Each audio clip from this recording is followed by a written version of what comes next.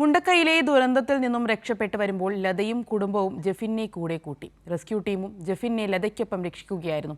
ഇപ്പോൾ ടൗൺഷിപ്പിലെ പുതിയ വീട്ടിൽ ലതയ്ക്കും കുടുംബത്തിനുമൊപ്പം ജെഫിനുമുണ്ട്. അതിജീവിച്ച ദുരന്തബാധിതനായി.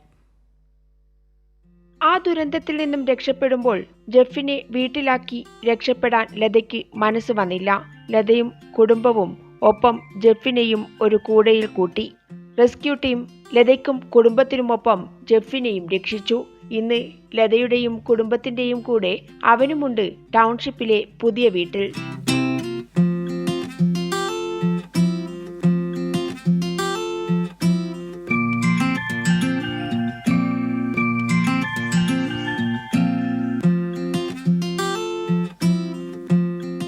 അഞ്ച് വർഷമായിട്ട് നമ്മളെ കൂടെയാണ്. ഉരുൾപൊട്ടലിൽ കൊട്ടയിലിട്ട് പ്ലാസ്റ്റിക്കിൽ മൂടിയിട്ടാണ് ഞങ്ങൾ ഇവനെ കൊണ്ടുവന്നത്.